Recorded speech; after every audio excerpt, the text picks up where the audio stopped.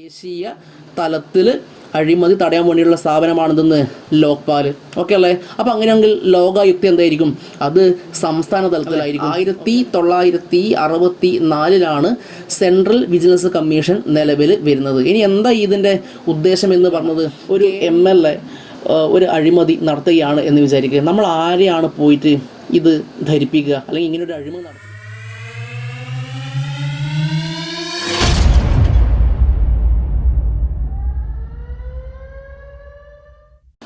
അപ്പോൾ നമ്മൾ കഴിഞ്ഞ ക്ലാസ്സിൽ എന്താണ് വിവരാവകാശ നിയമം, അതേപോലെ തന്നെ എന്താണ് ഗവേണൻസ്, ഇതൊക്കെ നമ്മൾ പറഞ്ഞു കഴിഞ്ഞു. അപ്പോൾ ഇന്ന് അതിൻ്റെ ബാക്കിയുള്ള കാര്യം നമുക്ക് നോക്കാം. ഒന്നാമത്തെ ടോപ്പിക് എന്താണ്? സേവന അവകാശം. നിങ്ങൾ ഇങ്ങനെ പഠിച്ചു വെക്കുക: സർക്കാർ സേവനങ്ങൾ കൃത്യമായും ഉറപ്പായും ജനങ്ങൾക്ക് ലഭിക്കാൻ വേണ്ടിയിട്ട് അവസരമൊരുക്കുന്ന നിയമമാണിതെന്ന് സേവന അവകാശ നിയമം എന്ന് പറയുന്നത്.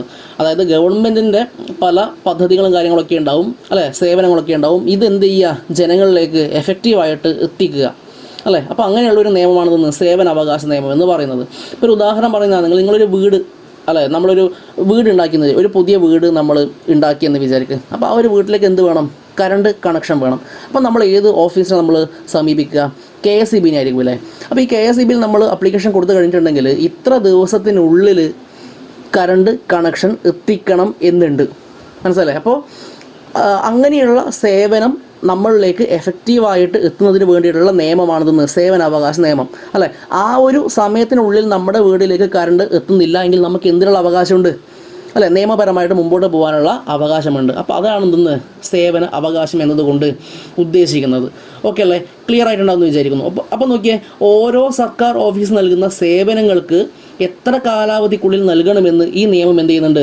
അനുശാസിക്കുന്നുണ്ട് എന്നാണ് പറയുന്നത്. എന്ന് നോക്കിയാൽ നിശ്ചിത കാലത്തിനകം പൗരന് നൽകിയിട്ടില്ല എങ്കിൽ, അതായത് സേവനം പൗരന് നൽകിയിട്ടില്ല എങ്കിൽ ഉത്തരവാദിത്തപ്പെട്ടുള്ള ഉദ്യോഗസ്ഥർക്ക് പിഴ ഒടുക്കണമെന്ന വ്യവസ്ഥയും എന്തിലുണ്ട്?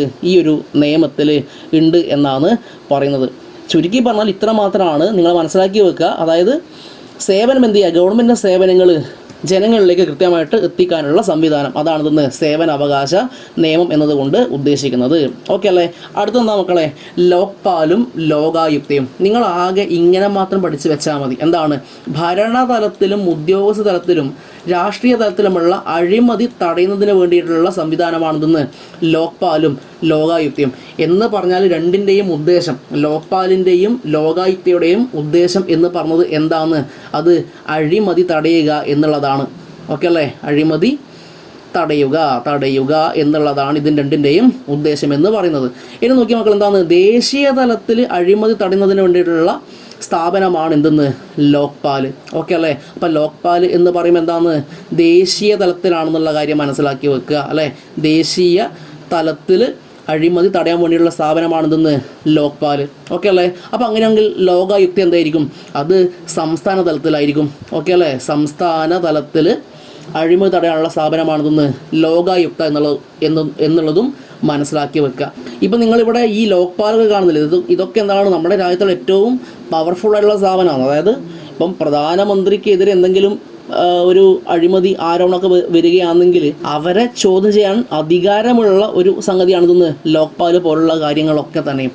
അപ്പോൾ അതാണ് പറഞ്ഞത്. അതായത് ദേശീയ തലത്തിൽ അഴിമതി തടയാൻ വേണ്ടിയിട്ട് ലോക്പാലും സംസ്ഥാന തലത്തിൽ അഴിമതി തടയാൻ വേണ്ടിയിട്ട് ലോകായുക്തയുമാണെന്നുള്ള കാര്യം മനസ്സിലാക്കി വെക്കുക, അല്ലേ? പൊതുപ്രവർത്തകർക്കെതിരെയും ഉദ്യോഗസ്ഥർക്കെതിരെയും ഉന്നയിക്കപ്പെടുന്ന അഴിമതികളിൽ കേസെടുത്ത് അന്വേഷിക്കാനും നടപടികൾ നിർദ്ദേശിക്കാനും ആർക്ക് അധികാരമുണ്ട്? ലോക്പാലിന് അധികാരമുണ്ട്. അതിന് എത്ര ഉന്നതനായാൽ പോലും അവർക്കെതിരെ കേസെടുക്കാനും അന്വേഷിക്കാനും ആർക്ക് അധികാരമുണ്ട്? ലോക്പാലിന് അധികാരമുണ്ട് എന്നാണ് പറയുന്നത്. മനസ്സിലല്ലേ? അപ്പോൾ സംസ്ഥാന തലത്തിൽ അഴിമതി തടയാൻ വേണ്ടിയുള്ള സ്ഥാപനം ഏതാണ്? അത് ലോകായുക്തയാണെന്നുള്ള കാര്യം കൂടി മനസ്സിലാക്കി വെക്കാം.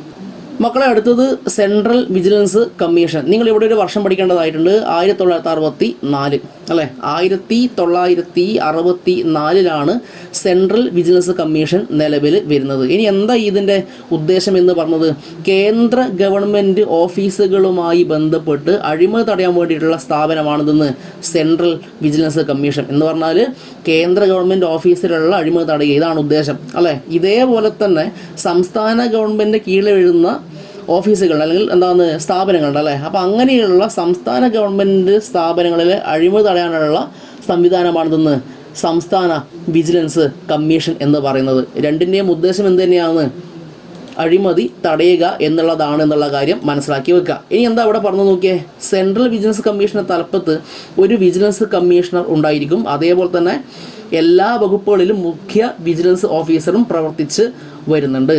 മാത്രമല്ല സെൻട്രൽ വിജിലൻസ് കമ്മീഷന്റെ മാതൃകയിൽ എല്ലാ സംസ്ഥാനങ്ങളിലും എന്തുണ്ട്, സംസ്ഥാന വിജിലൻസ് കമ്മീഷൻ ഉണ്ട് എന്നുള്ള കാര്യം കൂടി മനസ്സിലാക്കി വെക്കുക. അപ്പോൾ വർഷം മറക്കാൻ വേണ്ടി പാടില്ല. 1964 സെൻട്രൽ വിജിലൻസ് കമ്മീഷൻ വരുന്നത്. എന്തിനു വേണ്ടിയിട്ട്? കേന്ദ്ര ഗവൺമെൻറ് ഓഫീസുകളുമായി ബന്ധപ്പെട്ടുള്ള അഴിമതി തടയാൻ വേണ്ടിയിട്ട്. അടുത്തെന്താന്ന് മക്കളെ, ഓംബുഡ്സ്മാൻ.